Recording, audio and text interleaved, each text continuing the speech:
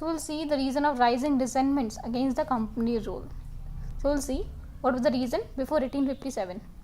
क्यों रिवॉल्ट हो रहे थे? तो हम रिवॉल्ट को 4 टाइप में डिवाइड करते हैं, civil rebellions, tribal, peasants and military revolts.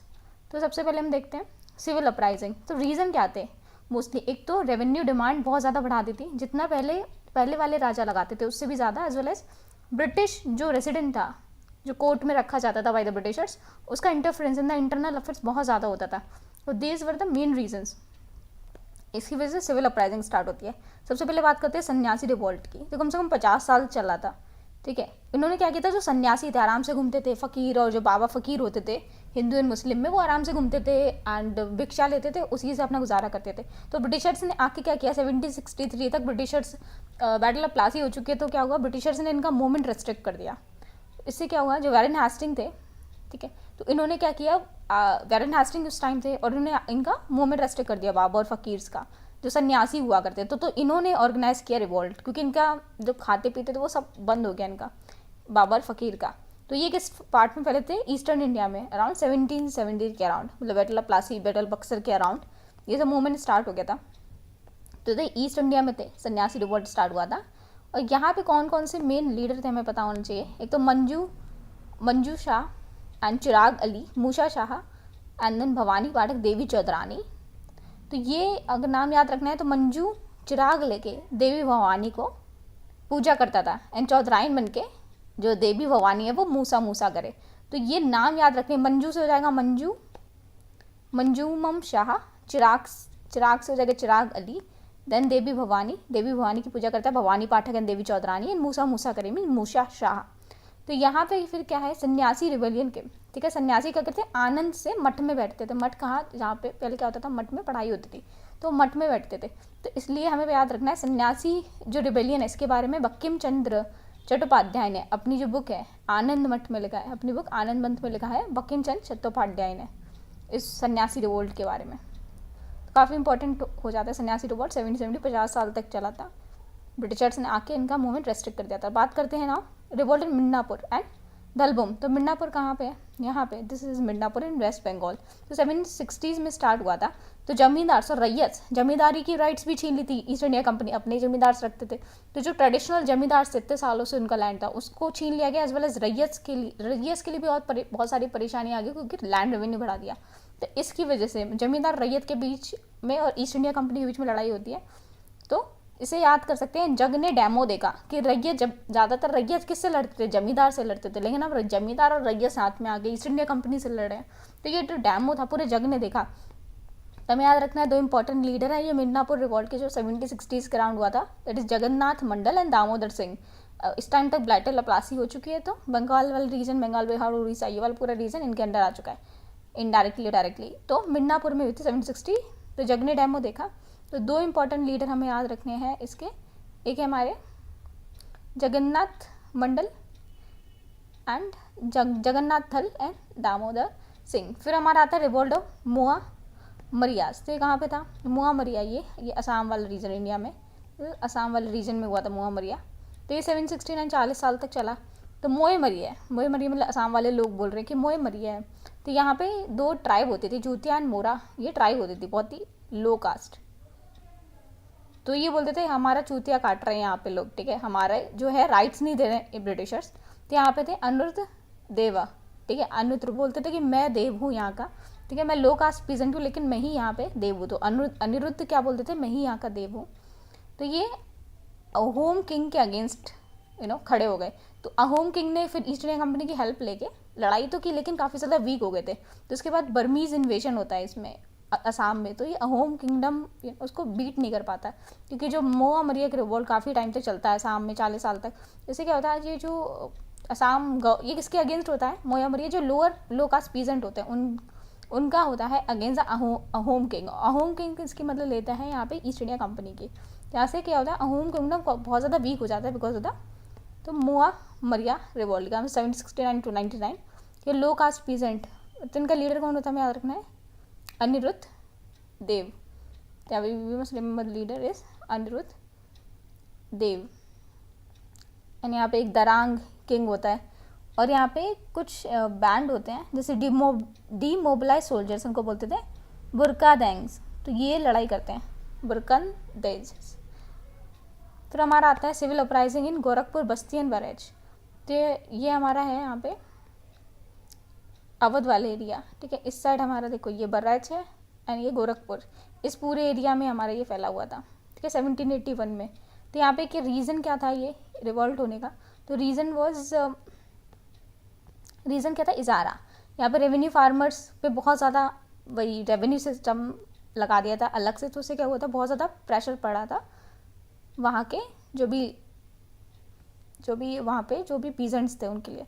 तो वहाँ पे इसलिए यहाँ पे सिविल अपराइजिंग होती है बस्ती, बरेज एंड गोरखपुर वाले एरिया में 1781 में। तो यहाँ पे भेजा जाता है ब्रिटिशर्स को, अब सप्रेस करो, तो बहुत ज़्यादा सप्रेस करते हैं। तो इसमें क्या होता है, हेनरी को हटा दिया जाता है, बहुत ज़्यादा यहाँ पे रिवॉल्ट होता है, ठीक है। यहाँ पे बहुत ज़्यादा एक्सेक्शंस होते हैं, बहुत सारा पैसा मांग रहे थे ब्रिटिशर्स हर जगह से, तो यही रीज़न था यहाँ पे गोरखपुर, बस्ती, बरेज इस वाले एरिया में। So this is Gorakhpur, barrage. So now हमारा आता है next is revolt of Vizianagaram. तो विजंगारम कहाँ पे है, ये हमारा ये वाला एरिया, ये हमारा है विजंगारम, विल सी। सो ये विशाखापट्टनम और विजंगारम, ये पूरा एरिया आता था विजंगारम में। तो यहाँ पे रिवॉल्ट हुआ था विजंगारम में, दिस इज विजंगारम। तो किसने, विजंगारम के जो राजा थे, ईस्ट इंडिया कंपनी ने मिलके फ्रेंच को यहाँ से भगा दिया। ये नदन सरकार वाला एरिया था, तो इन्होंने बोला कि जब हम ये जीत जाएंगे हम आपको दे देंगे कुछ लैंड, लेकिन फिर ईस्ट इंडिया कंपनी ने मना कर दिया, और फिर विजंगारम के राज से बहुत सारा पैसा मांग रहे थे, ठीक है। तो अब विजंगारम ने क्या बोला, अपने पदम यहाँ ना रख दियो, ठीक है, नहीं तो भस्म हो जाओगे। तो इसलिए हमें याद रखना है, इस चीज़ से हमें याद रखना है, यहाँ पे एक बैटल हुई थी, इस बैटल का नाम है बैटल ऑफ पदम्मा भनम, पदमना बदम, अपने पदम यहाँ मत रखना नहीं तो भस्म हो जाओगे। तो कहा था विशाखापट्टनम वाले एरिया में विजयनगरम में यहाँ पे बैटल ऑफ पदमना भंग हुई थी कंपनी को भगाने के लिए। तो उन्होंने कुछ कंसेशन दिए, बहुत ज़्यादा बैटल होने लगी, तो ब्रिटिशर्स ने थोड़ा कंसेशन दिया, थोड़ा डिमांड, कुछ जो रेवेन्यू डिमांड थी उससे थोड़ा कम कर दिया। फिर आता है रिवॉल्ट एंड धुंधिया एंड बेंदुर। सो फिर is Dhundhiya and बेंदुर, Dhundhiya and बेंदुर। सो यहाँ पे क्या था, धुंधिया जब टीपू को मारते थे 1799 में, फोर्थ एंग्लो मैसूर वॉर में, ईस्ट इंडिया कंपनी ने फिर क्या जाते हैं मैसूर वाले एरिया में बैड में नूर ढूंढते हैं। तो याद रखना है बैड नूर कौन सा वाले एरिया में हुई थी, ये हमारे हुई थी रिवॉल्ट धुंधिया इन बैंदनूर। तो ये बैड में क्या देखने आ रहा है, नूर का मतलब कुछ अच्छा सा एक डायमंड देखने जाते हैं, बैड में नूर देखने जाते हैं, ठीक है। तो ईस्ट इंडिया कंपनी जब देखने जाते हैं तो मराठा जो एक लीडर होते हैं उनको ढूंढ देते हैं। टीपू पहले इनको हॉस्टेज बना के रखना था, जब मैसूर जब फॉल हो जाता है उसके बाद ये फिर से आज़ाद हो जाता है धुंधिया, फिर ये ईस्ट इंडिया कंपनी को भी ढूंढ देते हैं। तो धुंधिया कहाँ पे, बैडनूर में, Bednur, we must remember. So this is revolt of Dhundhia and Bednur in 1799 to 1800। And फिर हमारे थे resistance of the Kerala by Varma Pazhassi Raja. तो ये केरला के वर्मा थे पचासी राजा, वी मस्ट रिमेंबर। तो यहाँ पे हैं ये, तो ये है केरला के राजा पचासी वर्मा है। पचासी वर्मा को हटा के ब्रिटिशर वीर वर्मा ले आते हैं, लेकिन पचासी वर्मा को बहुत सारे लोग मानते थे, तो यहाँ पे NMP, तो ये मिलके ईस्ट इंडिया कंपनी से लड़ते हैं, पचासी वर्मा, और यहाँ पे नायर होते हैं एंड मोपिलास होते हैं, पठान्स होते हैं, तीनों मिलके ईस्ट इंडिया कंपनी को से लड़ते हैं। लेकिन कौन जीतता है, ईस्ट इंडिया कंपनी। तो फिर लेकिन यहाँ पे क्या करते हैं, यहाँ पे भी रेवेन्यू की डिमांड कम कर देते हैं। तो कहाँ पे होती है ये, पचासी वर्मा को हटा देते हैं, और किसको हटाते हैं, वीर वर्मा को बिठा देते हैं। वीर वर्मा बोलते हैं हम ही वीर हैं। तो थर्ड एंग्लो मैसूर वॉर के बाद ये बोलते हैं कि हम आपको कुछ देंगे, कुछ देते नहीं है। कहाँ पे था ये, राजा कोटायम थे, पचासी राजा कहाँ थे, कोटायम के राजा थे, ठीक है। कोटायम कहाँ पे, ये this is here is Kottayam, तो यहाँ के राजा थे। और व्यानाड को देने से मना कर देते हैं, जबकि पचासी राजा बोलते हैं व्यानाड हमारा है। तो इसकी वजह से इनकी लड़ाई हो जाती है। तो ये हमारा था पचासी वर्मा। तो ये इनका केरला सिम्हम भी बोलते हैं, लाइन ऑफ द केरला और पाई के राजा। ये सब line of the Kerala Simham और पाई के राजा, इन सब के नाम थे। कहाँ पे थे, कोट्टायम रीजन में, मलाबार में। पचासी राजा को हटा के किसको बिठा देते हैं, ये वीर वर्मा को बिठा देते हैं। तो बिठा देते हैं वीर वर्मा को। फिर नायर्स, मोपेला, पठान साथ में मिलके लड़ते हैं, ठीक है। इनको फिर क्या होता है, इनको मार देते हैं गन फाइट में, मवीला तोड़ू एक जगह वहाँ पे। तो ये केरला वाले एरिया में है, यहाँ पे कोट्टायम है। तो केरला पाजा हंस रही, मतलब पापा जा हंस रही मीन्स पचासी राजा, ठीक है। पा जा राजा पे हंस रही, तो पचासी राजा यहाँ से याद रखना है। तो पीजेंट को टैक्स लगा के जा हंस रही, ठीक है। पीजेंट से बहुत ज़्यादा टैक्स लगा रहे थे, तो इसलिए जो नायर्स थे, मोबिलास थे, पठान से, तीनों ने मिलके केरला सिम्भम कौन थे, पचासी राजा के साथ मिलके ईस्ट इंडिया कंपनी से लड़ाई की थी। फिर हमारा नेक्स्ट रिवॉल्ट आता है सिविन रिबेलियन अवध। तो अवध वाला एरिया यहाँ पे अवध में, तो अवध में क्या थे, वजीर अली खान थे अवध के राजा। अब अवध पे कौन कब्जा कर लेता, बैटल ऑफ बक्सर 1964 के बाद।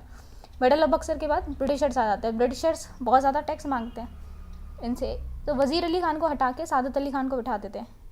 तो वजीर, ठीक है, तो वजीर को बना हुआ रस दिया, उन्हें बोला जाओ बनारस जाओ, ठीक है। वजीर को बना हुआ रस दिया कि जाओ तुम बनारस जाओ। तो याद रखना, वजीर को दिया ब्रिटिशर्स ने बना हुआ रस, लो रस भी और जाओ बनारस में जाके बैठो, यहाँ पे अवध में तुम्हारा कोई काम नहीं है, तो बनारस भेज दिया।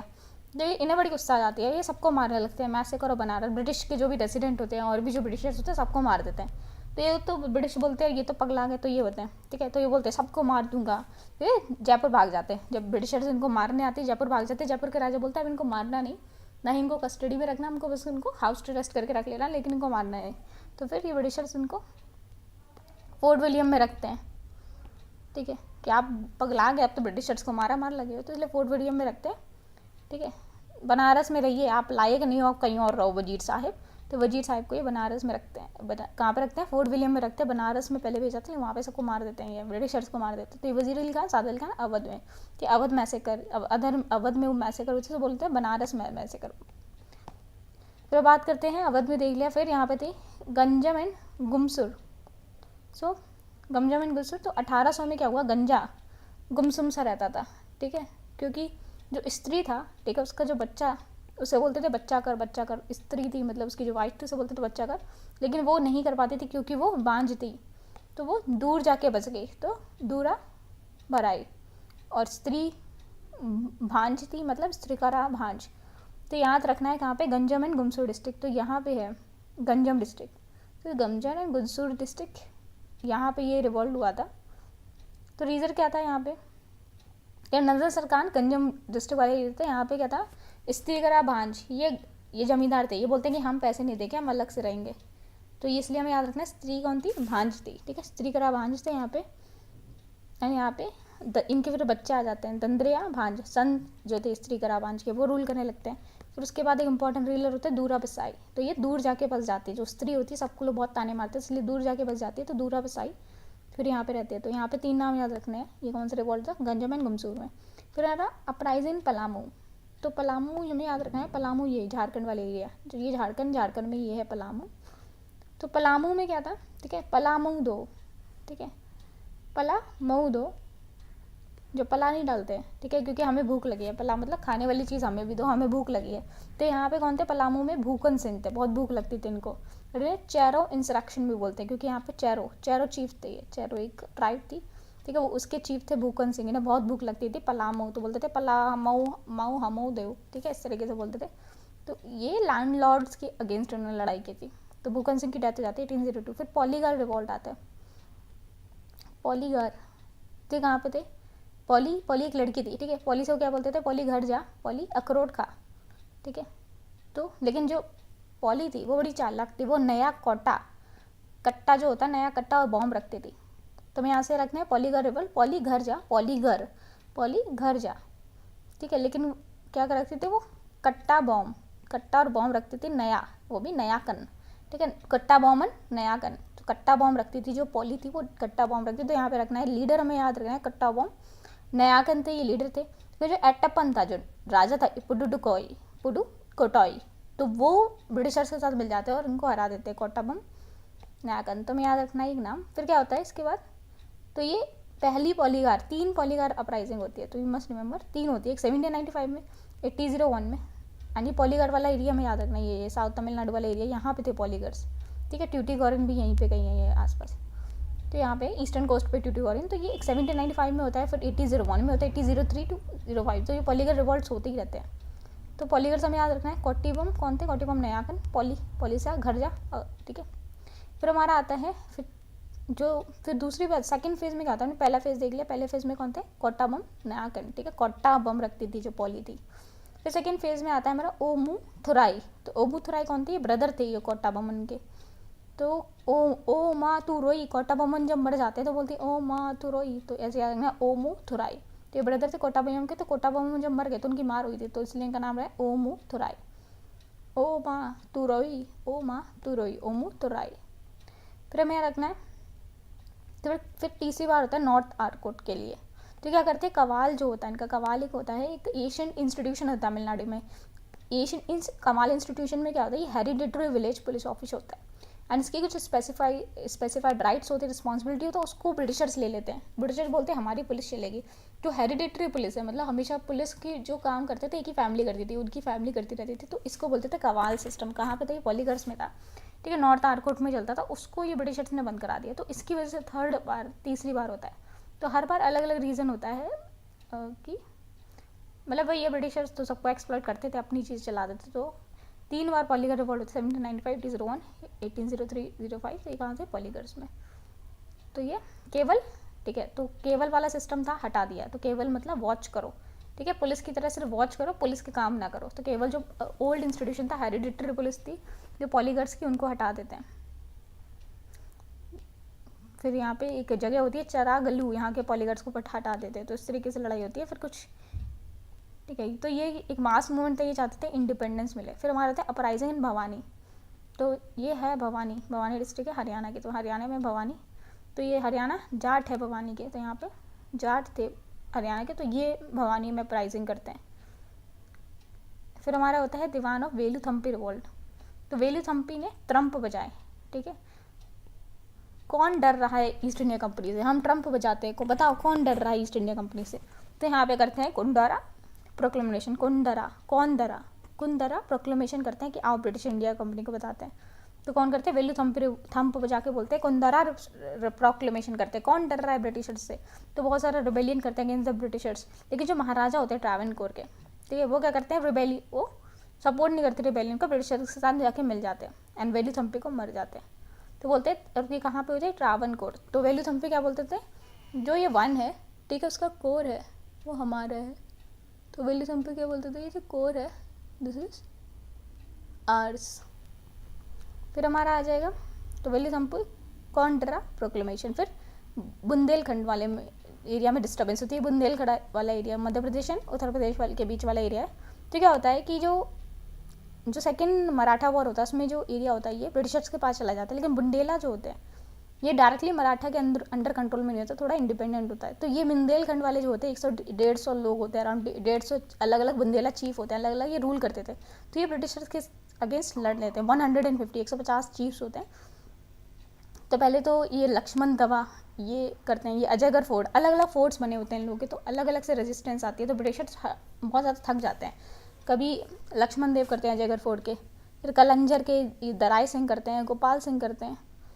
तो फिर इनको क्या करते हैं ब्रिटिशर्स को इनके साथ इकरारनामा करना पड़ता है कि चलो हम आपको कुछ राइट्स दे रहे हैं, पूरी राइट तो देते नहीं थे, तो कुछ लिमिटेड राइट देते हैं। यहाँ पे बुंदेलखंड वाले जो चीफ्स थे कि चलो पीस तो बना रहे हैं इनके बीच में। तो डिस्टर्बेंस होते हैं ये 1808 से 12 तक लेके। फिर हमारे थे परला की मेदी आउटब्रेक। तो कहाँ पे थे, गंजम एंड गजपति डिस्ट्रिक्ट में यहाँ पे थे, ठीक है। परला की मेहंदी, तो परला एक लड़की थी, ठीक है, जैसे पारुल होती है ना, जैसे परला एक नाम था लड़की का, उसकी मेहंदी, तो परला की मेहंदी के ऊपर आउटब्रेक हो जाता है। कहाँ पे, गंजम डिस्ट्रिक्ट ऑफ उड़ीसा। तो ये गंजम थी, गजपति। तो यहाँ पे 2 राजा थे, एक नारायण देव गंजा है, क्यों है, गंजम डिस्ट्रिक्ट का जो नारायण देव है वो गंजा है।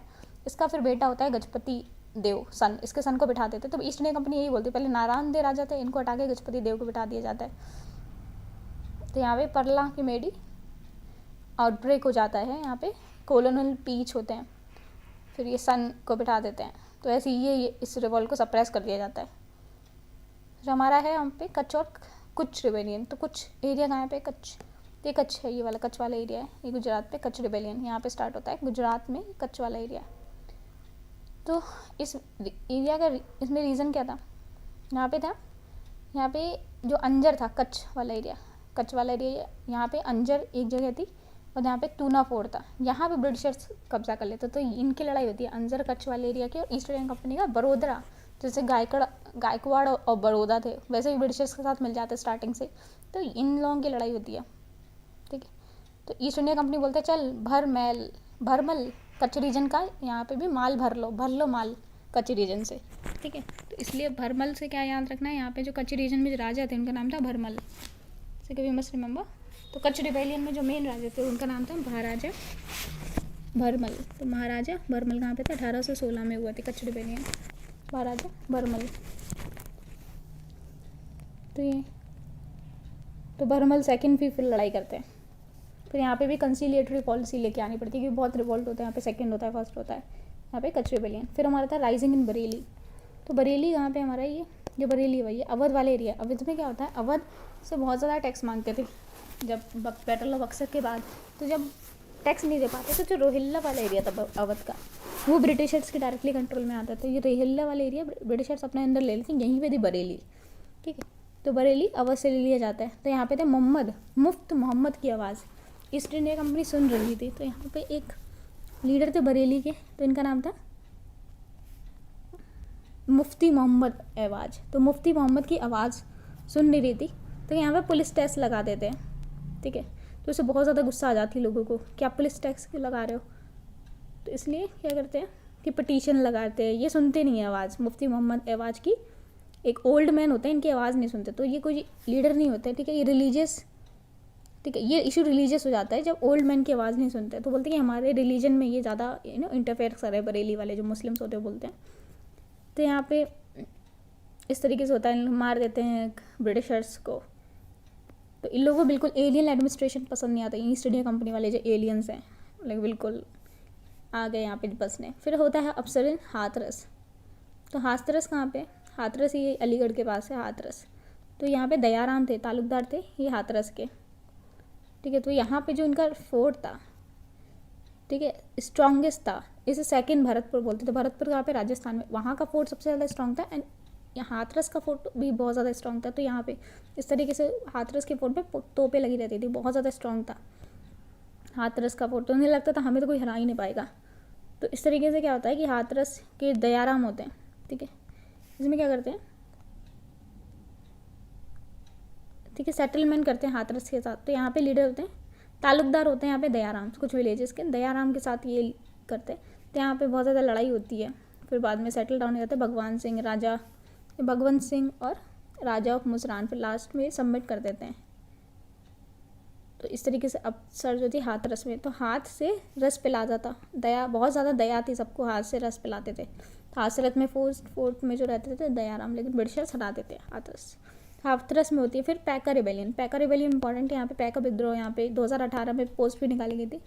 तो पैका रिबेलियन कहाँ पे थी, ये खुर्दा अपराइजिंग में बोलते। पैका रिबेलियन कहाँ पे थी, खुर्दा वाला एरिया था यहाँ पे उड़ीसा में। तो हम देखते हैं पैका रिबेलियन, खुर्दा अपराइजिंग बोलते हैं। पैका और उड़ीसा ये ट्रेडिशनल लैंड मिलिशिया थे, मतलब ये क्या करते थे, लड़ते भी थे, ऊपर से इनको कुछ ना कुछ लैंड राइट्स भी दे दी जाती थी। हेरिडेटरी बेसिस पे इनको लैंड मिल जाती थी। मतलब अगर ब्रिटिश आर्मी को सर्व कर रहे, जैसे उड़ीसा में कोई राजा उसकी आर्मी को सर्व कर रहे, तो इनको क्या कर जाते थे, हेरिडेटरी बेसिस पे लैंड भी दे दी जाती थी। तो उन्हीं के बच्चे भी लड़ते रहते थे और उनको लैंड मिलती रहती थी। तो इस तरीके से लग रहते थे। लेकिन ब्रिटिशर्स ने आके इनकी जो पावर थी, प्रेस्टीज जो पैकाक्स की, वो ख़त्म कर दी। उन्होंने बोला कि टैक्स बहुत ज़्यादा लगा दी, ऊपर से जो टैक्स देते थे वो कौरी करेंसी में देते थे, अपनी जो कौरी चलाते थे उसमें देते थे। लेकिन उन्होंने बोला नहीं, हमें सिल्वर चाहिए।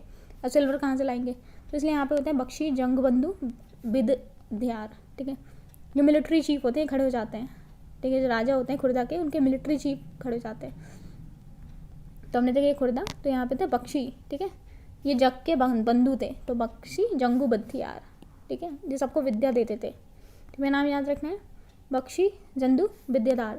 तो ये जग के बंधु थे, सबको विद्या देते थे। तो मिलिट्री चीफ थे, ये कहाँ पे हम देख चुके हैं, खोंड वाले एरिया में।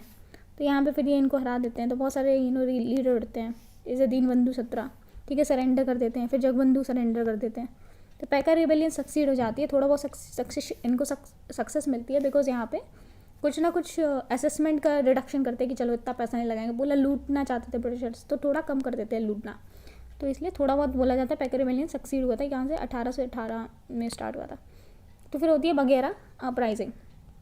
तो वगैरह कहाँ पे थे, वगैरह यहाँ पे ये बड़ौदा में है, वगैरह में ही वगैरह, बड़ौदा जो डायनेस्टी थी यहाँ पे गायकवाड़ से रहते थे, यहीं पे वगैरह चीफ्स थे, तो ओखा मंडल मतलब यहाँ पे एक प्रोविंस थी ओखा, वहाँ पे थे वगैरह चीज, ठीक है। तो वगैरह ये गायकवाड़ डायनेस्टी से रिलेटेड थे, तो यहाँ पे होती है वगैरह अपराइजिंग। तो गायकवाड़ ऑफ बड़ौदा को कौन ब्रिटिशर सपोर्ट करते थे, यहाँ पे वगैरह चीफ क्या ओखा मंडल फिर अपने आम लेते हैं क्योंकि बहुत ज़्यादा ये क्या करते थे, बहुत ज़्यादा इन्हें पैसे मांगते थे। तो पीस ट्रीटी फिर लेकिन बाद में साइन हो जाती है 1820 में। अहोम रिवॉल्ट होता है 1828 में। फर्स्ट बर्मा वॉर जब होता है 1824-26, तो ब्रिटिशर्स बोलते थे कि यार हम तो लड़े, हम तो चले जाएंगे, लेकिन ब्रिटिशर्स क्या करते, चाहते ही नहीं, वहीं जाके बैठ जाते हैं। तो जो वहाँ के राजा थे अहोम के प्रिंस गोमधन, इनका नाम था कौनवर, ठीक है। तो असम में कौन थे, गोम ने धर लिया, ठीक है, गम ने धर लिया। गम में क्यों धर लिया, क्योंकि फर्स्ट बर्मा वार हुआ 1824-26, उसके बाद क्या हुआ, ब्रिटिशर्स गई नहीं वहाँ से, विड्रॉ ही नहीं किया, तो इससे क्या हुआ, गोमधर को, ठीक है, गोमधर ने गम ने धर लिया। तो बोले कौन करे वॉर, ब्रिटिशर्स से कौन करे वॉर, तो याद रखना है, गम ने धर लिया, गोमधर, कौन करे वॉर, कौनवर। तो गोमधर कौनवर थे यहाँ पे लीडर, गम ने धर लिया तो कौन करे वॉर, गमधर कौनवर। तो यहाँ पे फिर क्या हुआ, कंसिलेटरी पॉलिसी, यहाँ पे बहुत ज़्यादा लड़ाई करी, लेकिन उन्होंने जाके तो जोरहट जो यहाँ पे ब्रह्मपुत्र रिवर पे एक जगह पड़ती है, वहाँ पे लड़ाई हुई। तो फिर यहाँ पे उन्होंने बोला कंसिलेटरी पॉलिसी, उन्होंने बोला कि थोड़ा थोड़ा एरिया हमें दे दो, फिर बाकी सारे एरिया से, ठीक है, थोड़ा बहुत पैसा वैसा चाहिए दे देते रहना ना। तो ये सब था हमारा अहोम रिवोल्ट। कब हुआ था, फर्स्ट बर्मा के वॉर के बाद। वरना सूरत सॉल्ट एजिटेशन क्यों हुआ था, क्योंकि 50 पैसे से 1 रुपये बढ़ा दी थी इन्होंने, ठीक है। तो इन्हें इसलिए सूरत सॉल्ट एजिटेशन था 1840s में। तो यहाँ पे सॉल्ट टैक्स लगाई, लेकिन 1848 में फिर इन्होंने बहुत ज़्यादा एजिटेशन हुआ सूरत वाले एरिया में, तो उनको विड्रॉ करना पड़ा। ये बंगाल वेट्स एंड मेजर भी लाए थे, फिर भी लोग ने boycott and passive resistance start किया। फिर हमारे थे कोल्हापुरन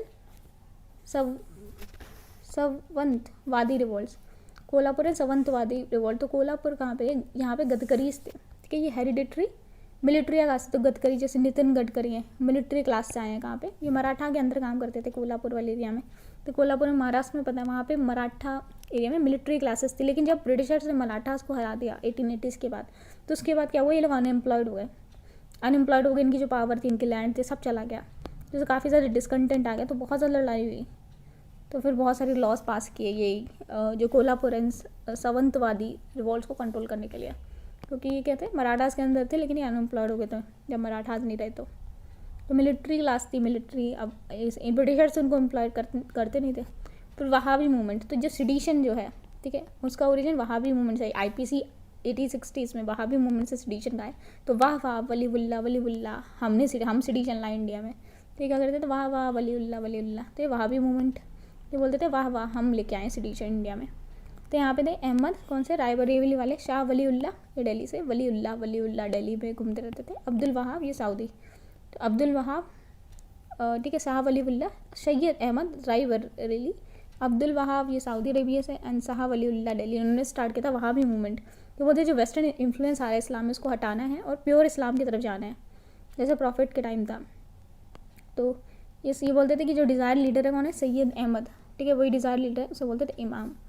तो यहाँ पे खलीफास बोलते थे कि उन्हीं के हम क्या है, उन्हीं के अंदर हम रिएजेंट की तरह काम करेंगे, यानी सिथना में, ठीक है। तो इनका बेस कहाँ पे था, सिथाना। तो काफ़ी जगह फैला हुआ था, पटना, ये हैदराबाद, मद्रास, बंगाल, यूपी वाले एरिया में, बॉम्बे वाले एरिया में। एंड तो उन्होंने बोला था कि जो भी लैंड ऑफ काफिर्स है उसे लैंड ऑफ दरुल हर्ब बोलते हैं। लैंड ऑफ काफिर्स को हमें क्या बनाना है, इस्लाम का घर, मतलब सारे जो भी नॉन मुस्लिम है सबको भगा के अपना लैंड बनाना है। तो ये पहले सिख के अगेंस्ट लड़ रहे थे, फिर उसके बाद ईस्ट इंडिया कंपनी के अगेंस्ट। तो उन्होंने एंट्री ब्रिटिश सेंटिमेंट्स बहुत ज़्यादा फैलाए। तो ये बोलते थे वाह वलीउल्लाह, हम क्या लेके आए हैं इंडिया में, हम लेके आए हैं सिडिशन। फिर हमारा आता है कूका मूवमेंट। तो कूका क्या होता है, नामधारी मूवमेंट होता है।